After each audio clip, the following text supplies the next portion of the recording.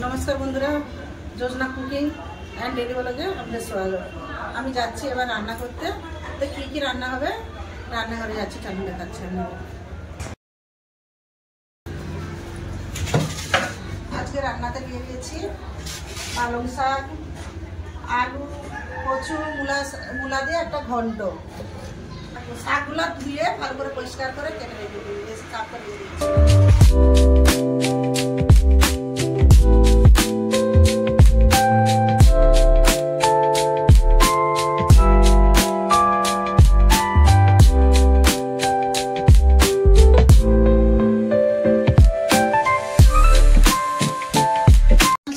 আমি কড়াই জল দিয়ে দিলাম,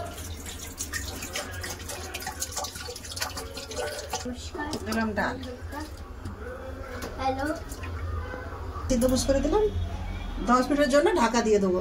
10 মিনিট পরে দেখছি ডালটা একটু হয়ে। 10 মিনিট পরে এসে দেখি ডালটা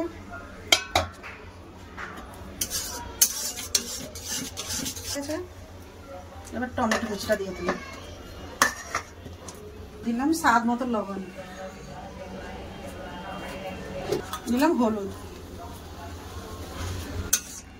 আর 5 মতো টমেটো আর ডালটা দিয়ে ভালো করে একটু ফুটিয়ে নেবো। তারপরে সম্রানোর জন্য ঢেলে নেবো। 5 মিনিটের জন্য ঢাকা দিয়ে দেবো। টমেটো ডালের সাথে ভালো সিদ্ধ হয়ে যাবে, তারপরে সম্রানোর জন্য ঢেলে দেবো। ডালটা এবার দেখে নেবো সিদ্ধ হয়ে গেছে।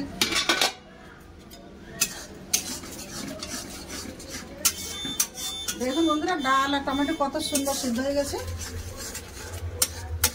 কত সুন্দর গলে। আমি গরম জল রেখেছিলাম, গরম জলটা দিয়ে দেবো ডাল।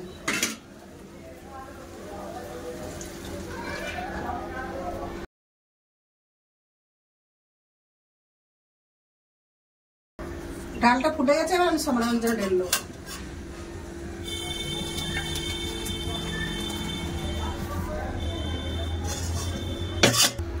কড়া গরম হয়েছে, এবার দেবো সরষের তেল। ডাল সম্রানোর তেল দিলাম, সরষের তেল।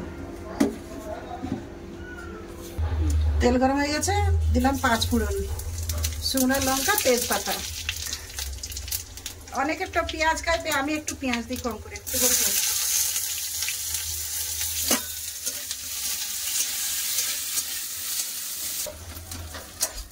পেঁয়াজটা আমার লাল লাল করে ভাজা হয়ে গেছে, এবার দেবো ডাল।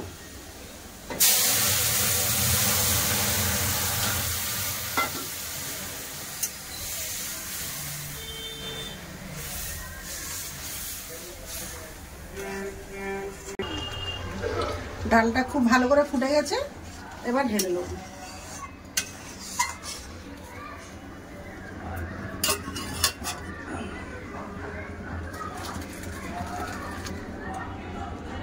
কড়াটা পরিষ্কার করে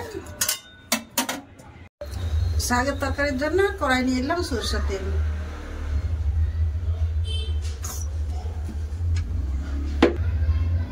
কড়া গরম হয়ে গেছে, এবার দিলাম তেজপাতা, 5 ফোড়ন, কাঁচা পেঁয়াজ, চেরা কাঁচা লঙ্কা।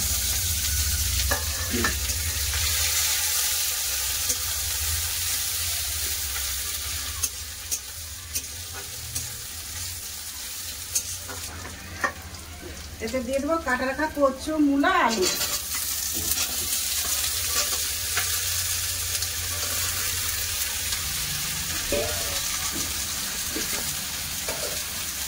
ভালো করে পেঁয়াজের সাথে চলে যায়, একটু লাল লাল দিয়ে দেবো। এবার স্বাদ মতো লবণ, স্বাদ মতো লবণ, একটু হলুদ।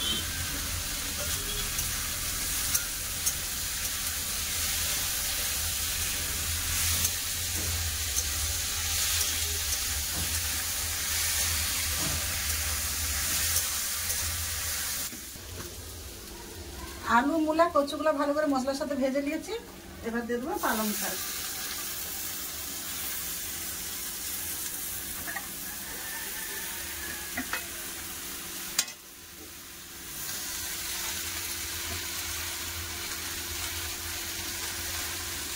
এখন কড়া ভরে গেছে, আর একটু পরে ঢাকা দিয়ে দিলেই একদম কমে যাবে।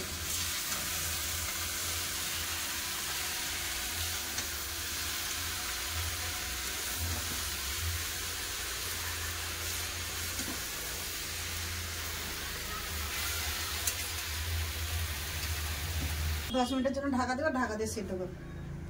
আমার তরকারিটা হয়ে গেছে, দেখ। বন্ধুরা আজকে আর খাবার পর্ব দেখাচ্ছি না, ভালো থাকবেন।